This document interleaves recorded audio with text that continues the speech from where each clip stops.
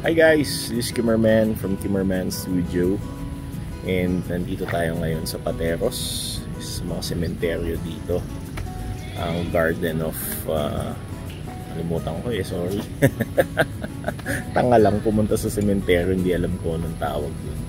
Anyway, dito ako nakikiramay din sa isang relative namin from Estrada family, sa Aba Solo family if I'm not mistaken. And ito nga, andito ako sa labas at ini-enjoy ko yung view. Ewan ko kung ako lang ba yung gumagawa nito na whenever I go to cemetery, na-enjoy ko yung pagpunta. Bukod sa natutuwa ako sa katahimikan, ito yung nagpapaalala na ang lahat ng bagay may wakas pagdating sa buhay. So, ayan dito maraming mga nakahimlay, mga nauna pa sa atin na tao. So, yung iba siguro mas bata pa sa akin, sa atin. So, lahat sila namahinga na. So, ang insight ko dito is medyo maingay lang kasi yung aeroplano.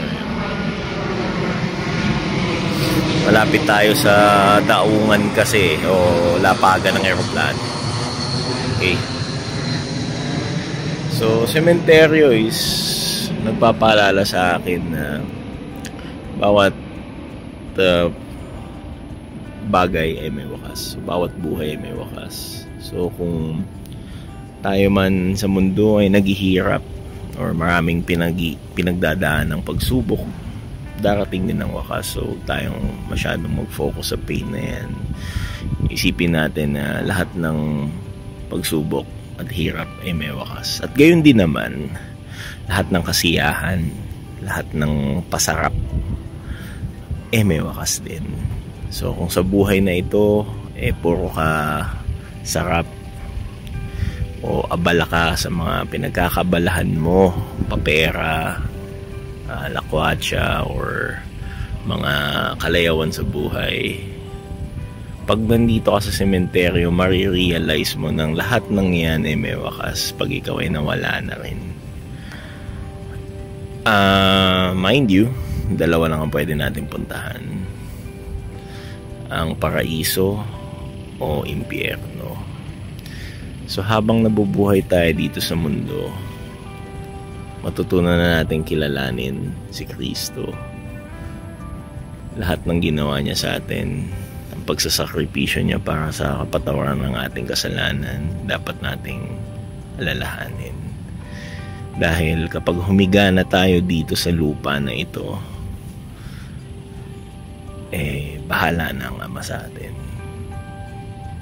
Kung kinilala mo ba ang kanyang anak, kinilala mo ang kabutihan niya, kumilala ka ba sa Diyos Ama, sa Espiritu Santo at kay Kristo.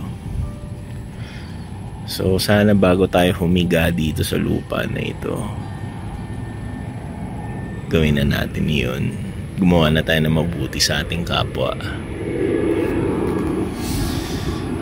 Ayun, yun lang ang aking insight whenever I go here. Sorry, maingay lang aeroplano Whenever I go here, yan ang aking mga naiisip.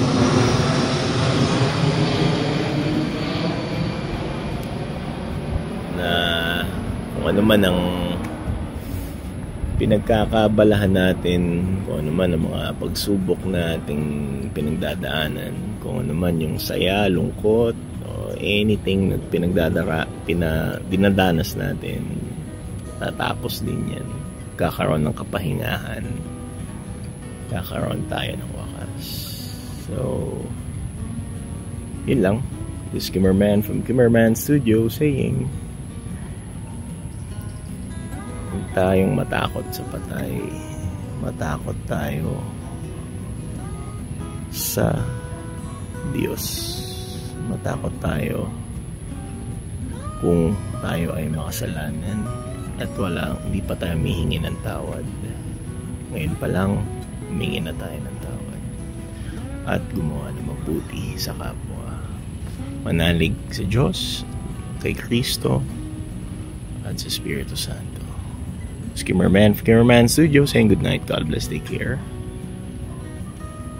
Goodbye.